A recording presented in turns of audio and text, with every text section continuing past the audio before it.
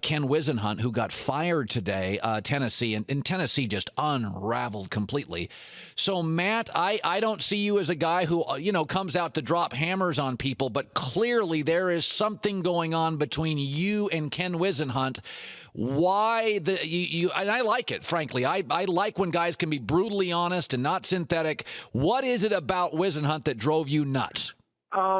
Yeah, I mean, listen, I'm not, I know people have kind of, stopped being bitter and all these things. And to be honest with you, Colin, I'm not bitter. I mean, yeah, I think he had, a fairly large reason why I wasn't as successful as I wanted, but I've been very public and very open about that I didn't do as much as I probably should have as well. And I've taken full responsibility for my lack of success, if you want to call it, in the NFL.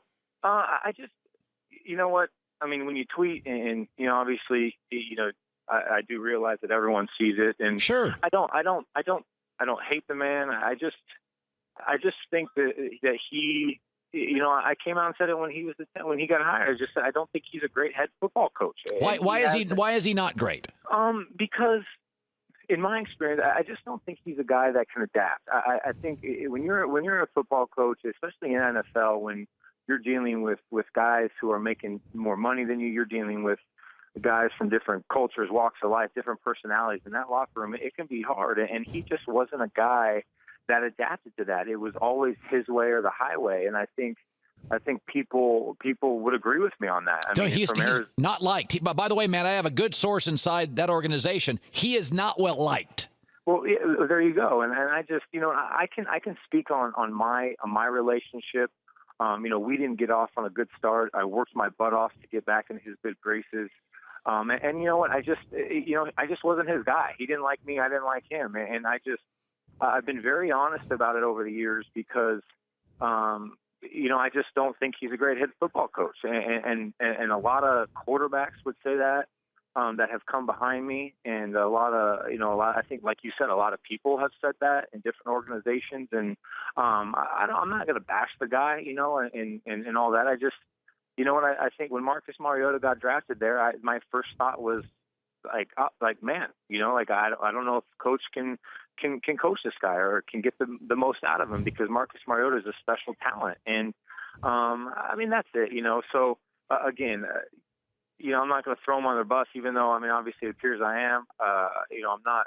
I'm very happy with being retired from the NFL. I've said it all along, and now, it's all happening. Yeah.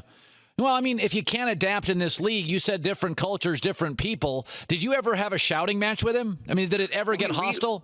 We had our arguments, and at the end of the day, I wasn't his guy. It's plain and simple.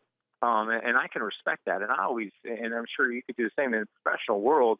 You just want to be honest. You want a man to look you in the eye and say, listen, you're not my quarterback, period. Or you're not good enough to be my guy. I would have much rather had that said to me than, beating around the bush and saying one thing, but doing another. So we had our moments, we had our moments that, I'm not going to get into those, but, as I'm sure he's had moments with other quarterbacks, and it's very public that he and Ben Roethlisberger didn't get along. That's right. Yeah, they didn't. Yeah. But again, I'm not going to speak for everybody else.